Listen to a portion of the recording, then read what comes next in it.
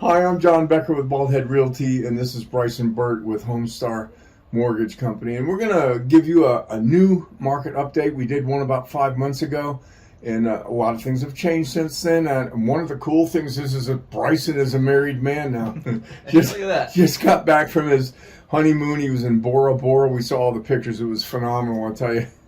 I think he's thinking about opening up an office over there or something, But anyway, congratulations on that, Bryson. Thank you. We've been waiting a couple of years, on this engagement, and it finally happened.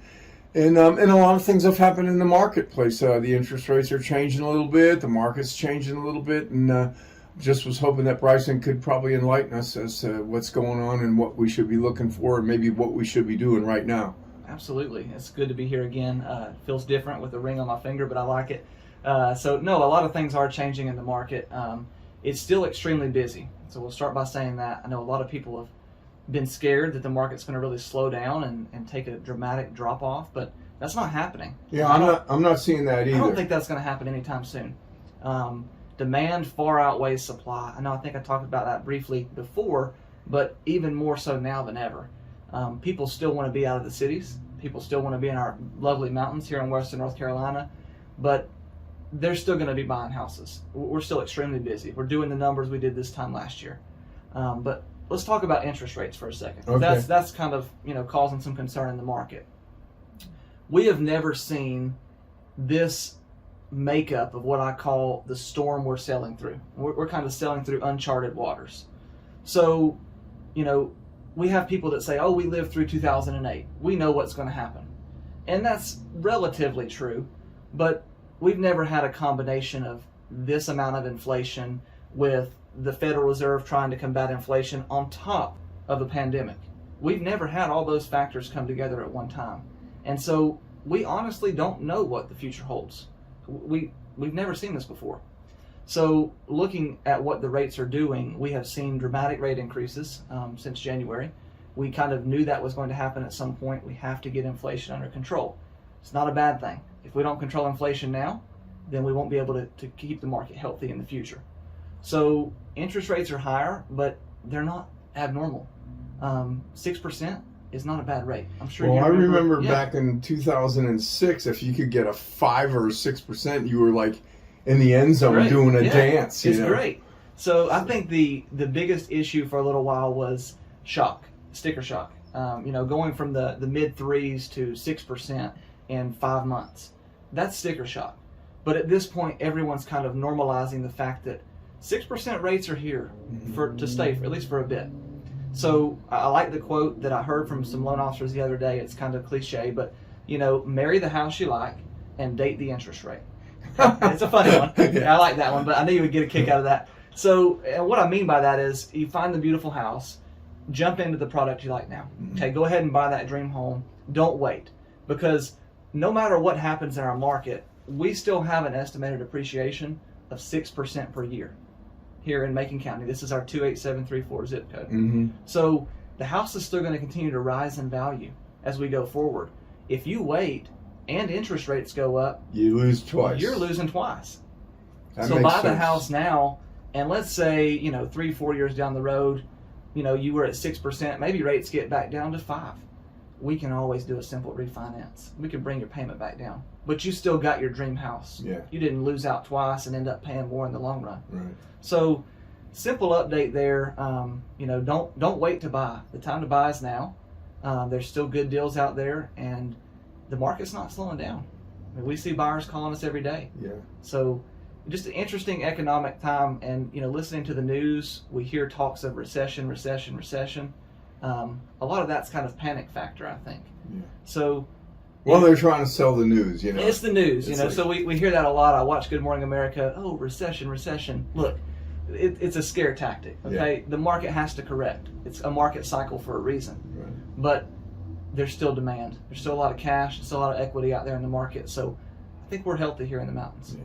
Well, what we're seeing as far as the real estate goes is we have plenty of inquiries and buyers that are ready. We still don't have enough inventory to satisfy them all. We're getting calls every day for homes, and people that are buying prospects are so frustrated because if they wait 24 hours, what they found is gone. It's vaporized. Somebody else already bought it, or there was 12 offers on the property. It's just like, and that we haven't seen that slow down. And for me, as a real estate broker, it's strange. I mean, because I usually carried anywhere from 30 to 35 listings, residential listings at a time. Now I'm lucky if I got 5. And I got more under contract than I have listed. Yeah. And it's the same thing with everybody else in the market that I'm talking to. And, you know, none of us have ever seen this before, where we have just a couple listings and we're like, wow, we don't have anything to sell. But in reality is we're getting it in drips and drabs, but it's selling in 24 hours. So it's happening. You know, my feeling is that, like, as far as the interest rates go, and in that scenario, there's a certain group of people there where interest rates can harm you if your income isn't high enough. Because if the interest rate creeps up high enough, then you can't qualify for that payment. It's going to take you out of the market for a little bit.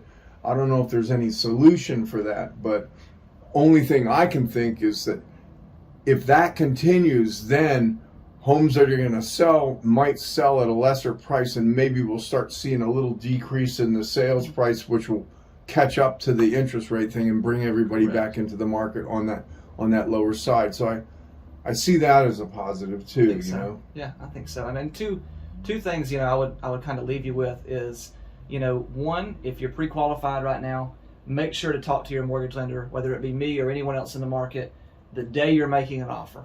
The day or the day before, call your mortgage lender, refresh your pre-qualification. It don't matter if it was done the beginning of the week or last week or 6 months ago. Rates are changing so fast, the market's so volatile. Make sure you're updated, because if that rate jumps 0.25% in a week, it could knock you out of qualifying for that 350 house. Right. Another thing that might be a good reminder is, if you're in the market for a house and you're going to get with Bryson and get pre-qualified, for God's sakes, don't use any consumer credit. Yes. Right? Yes. And when I say consumer credit, I'm talking about don't buy any items that are going on a credit card that you're going to be making payments on, because we've seen people get shot down at closing because they bought a $3,000 toolkit right before closing. And, you know, the banks always do a last minute check on your credit. So do not do that, or else you're going to just be like sucking your thumb crying, and it's just not going to be a good thing. Any other tips we can? One other thing I'll talk about too, you know, is for sellers or for current homeowners, you know, equity is high. We've got extreme equity in properties right now. So one, if you're looking to move, tap into that equity. You know, now's a good time to sell.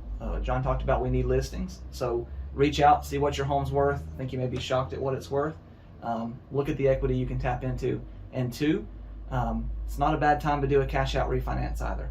Yes, the rates are a little higher, but if you've got a lot of consumer debt, car loans, credit cards, we can consolidate all that into one mortgage. Yeah, that makes sense. Even if it's 6.5%, if you just knocked off 30% credit cards with the equity in your home to one single payment, usually you're going to reduce your total monthly debt load. It's a financial tool.